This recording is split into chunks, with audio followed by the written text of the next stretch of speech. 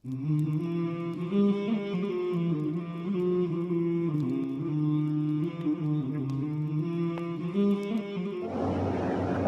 لله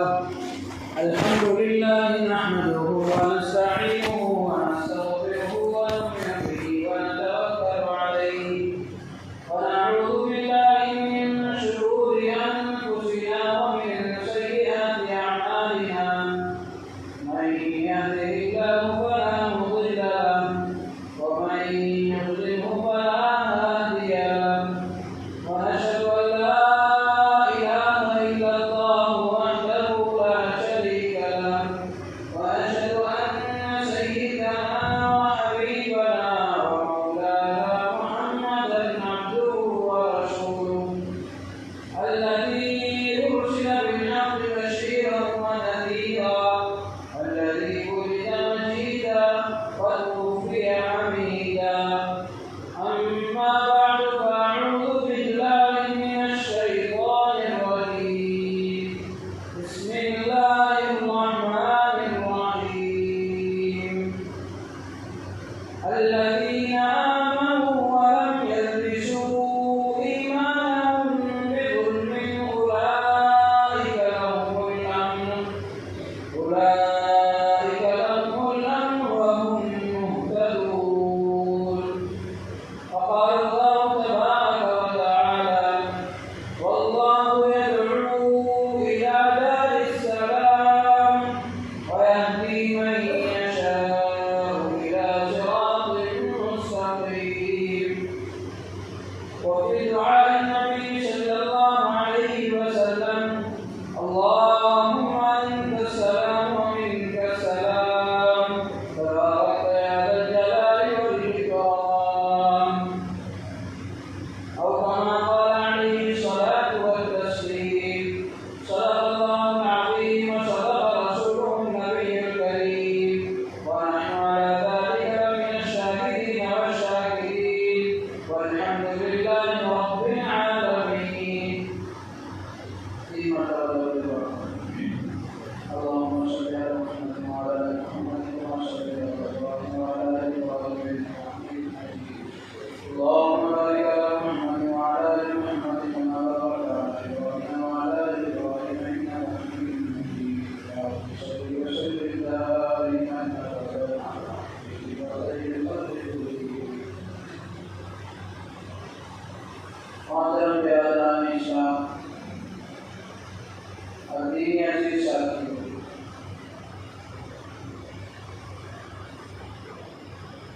ہمارے مذہب کا نام اسلام، ہم مسلمان کہلاتے ہیں، ہمارا مذہب ایمان ہے، ہم ایمان والے مومن کہلاتے ہیں. ہمیں پتہ ہونا چاہیے، ہمیں بات معلوم ہونا چاہیے کہ ہمارے مذہب کا نام اسلام تو ہے، ہمارے مذہب کا نام ایمان تو ہے، لیکن اسلام کے کیا معنی ہے، ایمان کے کیا معنی ہے، کیا اس کو بھی ہم جانتے ہیں؟ اگر کسی نے ہم سے سوال کیا اور کسی نے ہم سے پوچھ لیا کہ بھائی تمہارا مذہب ایمان ہے، تمہارا مذہب اسلام ہے، تو اسلام کے کیا میننگ ہے، اسلام کا کیا مطلب ہے، اسلام کا کیا معنی ہے، ایمان کا کیا معنی ہے؟ تو کیا ہم اپنے مذہب کا تعارف کرا سکتے ہیں؟ ہم ایمان کے معنی اس کو سمجھا سکتے ہیں؟ ہم اسلام کے معنی پوچھنے والے کو سارے کو بتا سکتے ہیں؟ اور یہ چیز ہمارے لیے جاننا ضروری ہے. اسلام کے معنی سلامتی کیا ہے، ایمان کے معنی امن کیا ہے. ایمان اور اسلام کا مطلب ہوا امن و سلامتی والا مذہب، سکون چین والا مذہب، جس مذہب کے اندر بے چینی بے قراری ظلم و ستم نہیں، جس مذہب کے اندر اعتدال ہے، جس مذہب کے اندر ہر چیز سے امن و سلامتی ہے، فتنہ فساد سے امن و سلامتی، نظام اور جھگڑے سے امن و سلامتی.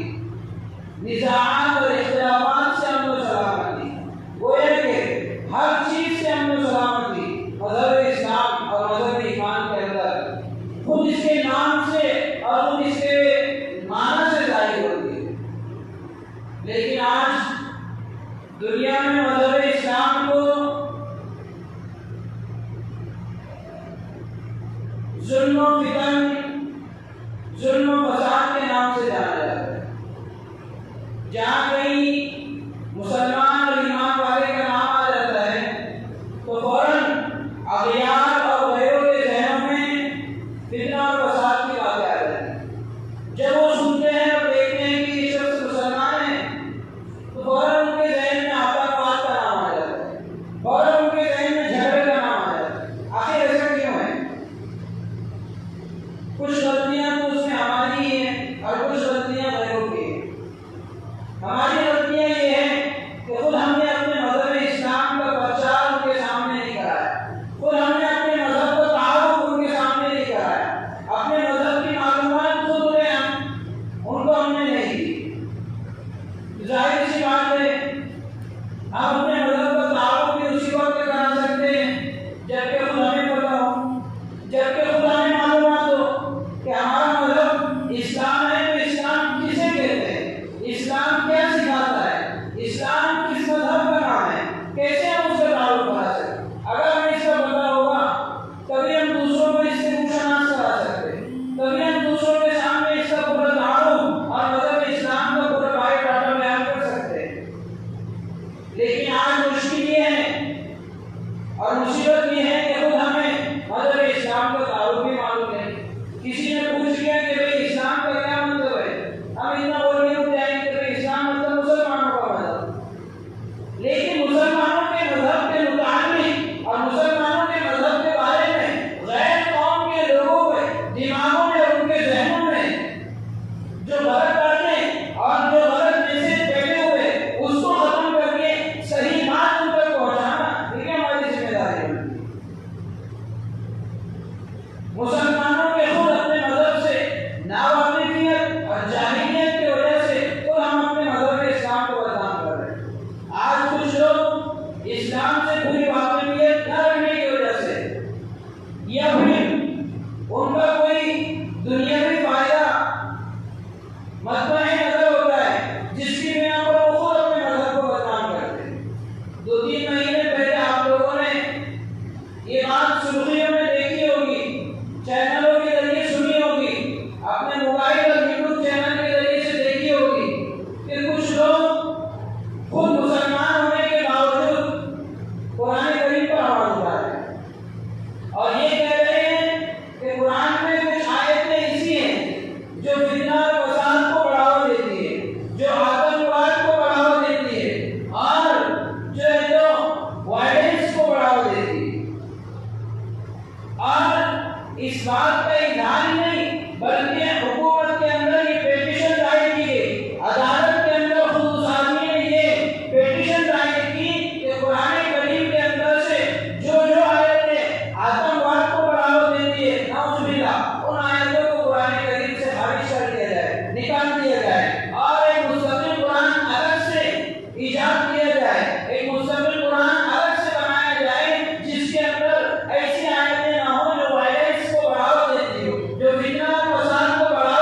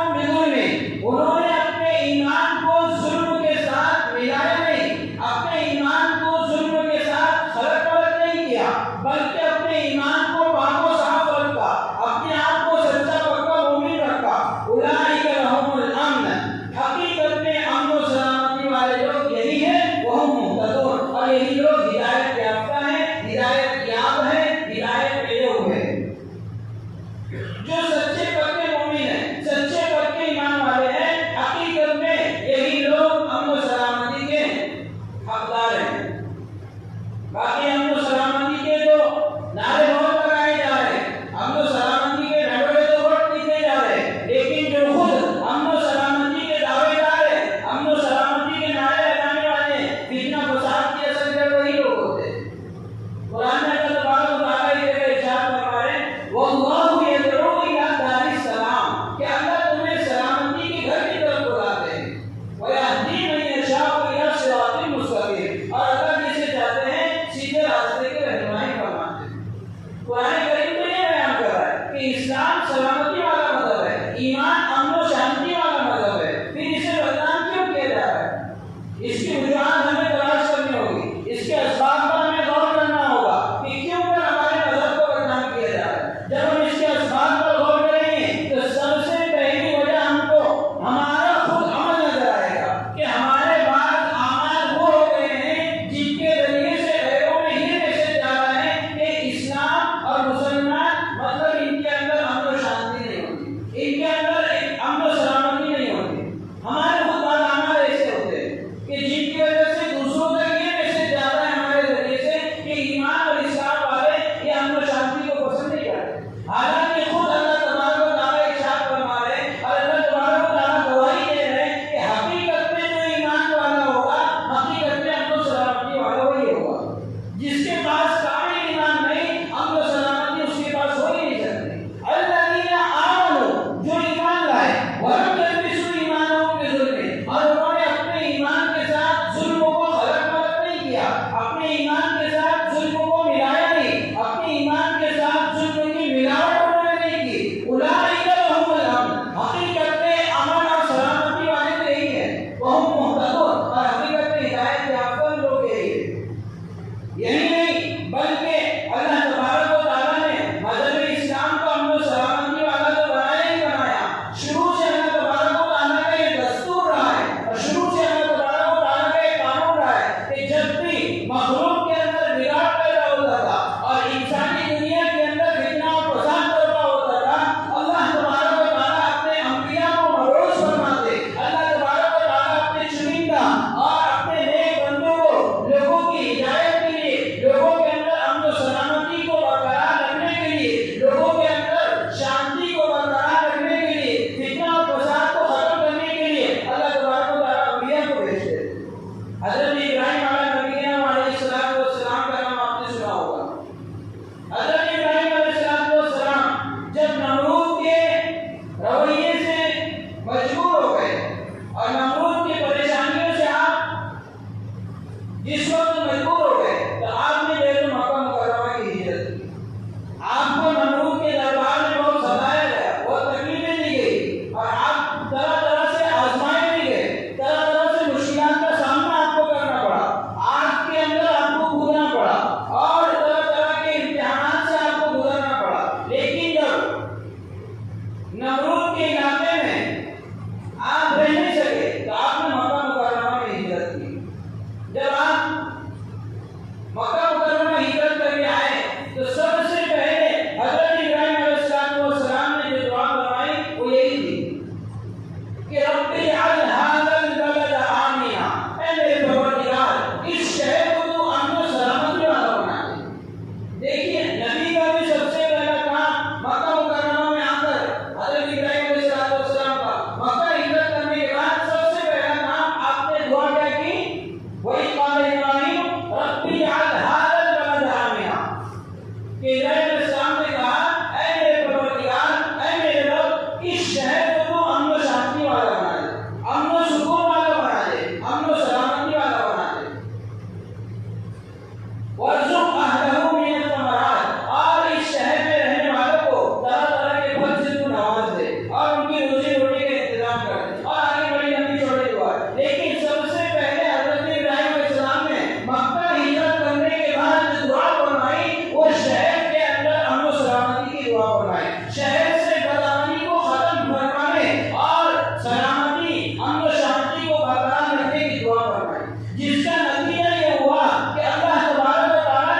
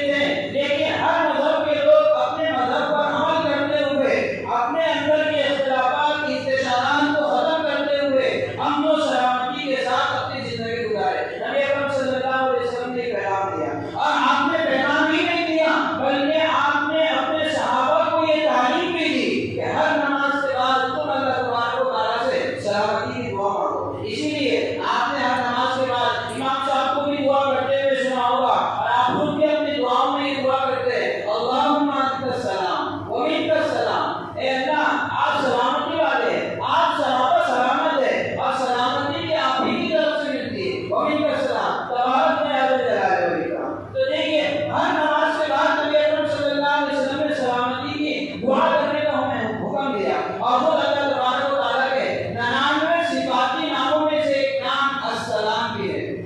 قرآن کریم میں 27 کے بارے میں اسلام کا تذکرہ ہے، السلام المؤمن المہیمن، تو السلام یہ اللہ تبارک و تعالیٰ کا صفاتی نام بھی ہے، صفاتی نام میں سے ایک صفاتی نام السلام بھی ہے کہ اللہ تبارک و تعالیٰ سلامتی والے ہیں، اور سلامتی کو اللہ پسند بھی کرتے ہیں، امن و شانتی کو، امن و سلامتی کو اللہ پسند بھی کرتے ہیں، اور پسند فرمانے کے بعد اللہ نے اس کا حکم بھی دیا کہ جب تم ایمان والے بن گئے اور کامل ایمان تمہارے پاس ہو گیا تو اب وَلَمْ يَلْبِسُوا إِيمَانَهُم بِظُلْمٍ، اپنے ایمان کے ساتھ ظلم تم کو ملانا نہیں ہے، اپنے ایمان کے ساتھ ظلم کی ملاوٹ تمہیں کرنا نہیں ہے، اپنے ایمان کو خالص اور پیور ایمان باقی رکھنا ہے، تو اولئک لہم الامن، تم حقیقت میں امن و سلامتی کے دعوے دار اور امن و سلامتی کے حقدار کہلائیں گے۔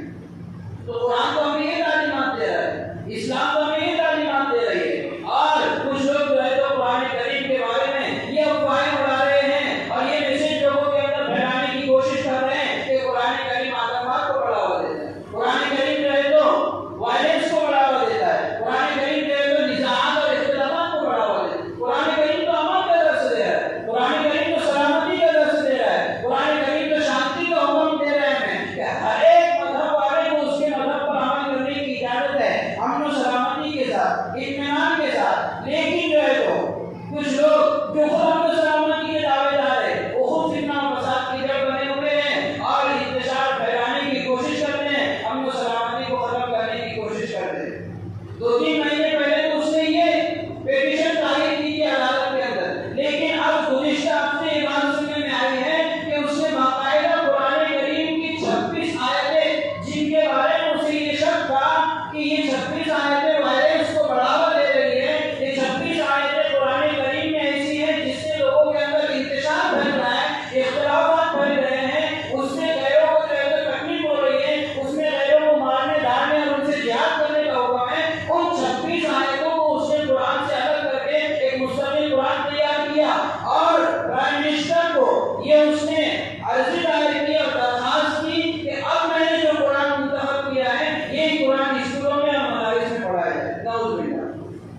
یہ غلطی ہے ہمارے اسلام کو نہ سمجھنے کی، ہمارے ایمان کو نہ سمجھنے کی، کہ ہم نے خود اپنے مذہب اسلام کو پہلے سمجھا نہیں، حالانکہ وہ نام کا مسلمان ہے، شیعہ ہے، اس کے باوجود بھی اس نے ایسی غلطی حرکت کی ہے۔ تو آئندہ کوئی ایسی حرکت نہ کرے، ہم میں سے، ہمارے بال بچوں میں سے، ہمارے خاندان والوں میں سے، ہمارے علاقے والوں میں سے کوئی اس طریقے سے گمراہ نہ ہو، اس کی ہمیں فکر کرنا ہوگا۔ اس کے لیے ہمیں قرآن کریم کیا درس دے رہا ہے، قرآن کریم ہمیں کیا پیغام دے رہا ہے، قرآن کریم ہمیں کیا میسج دے رہا ہے، مذہب اسلام کا مطلب کیا ہوتا ہے، مذہب ایمان کا مطلب کیا ہوتا ہے، اسلام اور ایمان کا ہم تعارف غیروں کے سامنے کیسے کر سکتے ہیں، یہ پورا ہم کو سمجھنا ہوگا اور یہ ہم کو سیکھنا ہوگا۔ اور الحمدللہ ان ساری باتوں کو سیکھنے کا انتظام ہمارے مسجد میں ہے کہ بڑوں کا مطلب بھی ہمارے یہاں چل رہا ہے، ہفتے میں ایک دن تفسیر کا بھی ہمارے یہاں منتخب ہے، اس میں یہ ساری باتیں ہمارے سامنے آتی ہے۔ آج ہمیں شکوہ ہوتا ہے کہ ایمان کی کچھ معلومات ہی ہمارے کو ہے نہیں، اسلام کے بارے میں کوئی معلومات ہی نہیں، ابھی معلومات حاصل کریں گے تبھی تو معلومات ہوگی۔